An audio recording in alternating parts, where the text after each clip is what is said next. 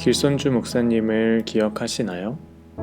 1907년 평양 대부흥에서 중요한 역할을 했던 분이라는 것을 여러분들도 잘 기억하고 있으리라 생각합니다. 길손주 목사님은 복음을 듣고 변화를 받았습니다. 그리고 많은 그리스도인들이 진정한 회개를 통한 삶의 변화를 이끌어내는데 큰 역할을 했습니다.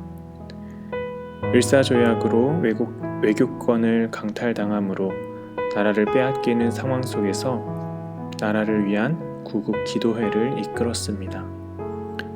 1907년의 부흥운동 이후 조국을 위해 문명 퇴치운동, 한글교육, 그리고 교회에서는 청년회, 노인의 권사제 등을 조직함으로 교회가 점차 체계를 갖추게 되었습니다. 교회 발전뿐만 아니라 조국의 아픔 속에서 조국의 독립을 위해 3.1운동의 민족대표 33인의 한 사람으로 참여하였습니다. 당시 선언식이 있기 전 집회에 참석해서 3.1운동 선언식에 늦게 가게 되었습니다. 다른 대표들이 체포되었다는 소식을 듣고 길손주 목사님은 당시 경찰서에 찾아갑니다. 그리고는 나는 민족대표 33인 중 한 사람인 길손주요, 나를 깜방에 넣으시오 라는 말과 함께 다른 민족 대표들과 감옥에 투옥되었습니다. 교회의 신앙 부흥을 위해서 그리고 조국의 해방을 위해서 행동했던 길손주 목사님을 우리가 기억하기를 소망합니다. 오늘 우리가 나눌 말씀은 예레미야해가 5장 21절의 말씀입니다. 여호와여 우리를 주께로 돌이키소서. 그리하시면 우리가 주께로 돌아가겠사오니 우리의 날들을 다시 새롭게 하사 옛적 같게 하옵소서. 예레미야해가는 슬픔을 노래하는 성경이라고 했습니다. 나라를 잃은 슬픔, 성전을 잃은 슬픔, 그리고 그 슬픔을 감추지 않고 하나님 앞에 솔직하게 이야기합니다. 유다 백성이 겪는 고통의 시간이 자신들의 죄로 인한 것임을 잘 알고 있었습니다.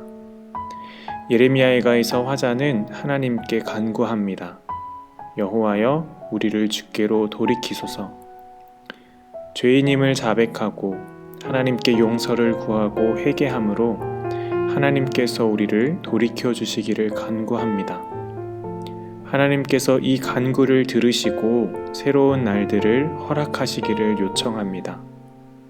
우리 중고등부 여러분, 우리는 예수님을 영접하고 만남으로 구원을 받았습니다. 우리는 새로운 삶을 시작하게 되었습니다. 그런데 우리는 옛날 이스라엘 백성들처럼 또 수많은 믿음의 사람들처럼 너무도 쉽게 죄에 넘어갑니다. 그래서 하나님의 징계를 받기도 합니다.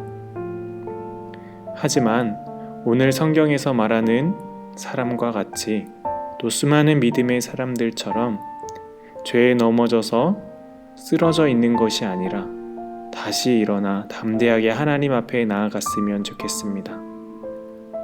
길손주 목사님과 우리 믿음의 조상들이 그랬던 것처럼 하나님 나라를 위해 그리고 우리나라의 구원을 위해 내가 먼저 회개하고 하나님 앞으로 담대히 나아가는 우리 중고등부 친구들이 되었으면 좋겠습니다.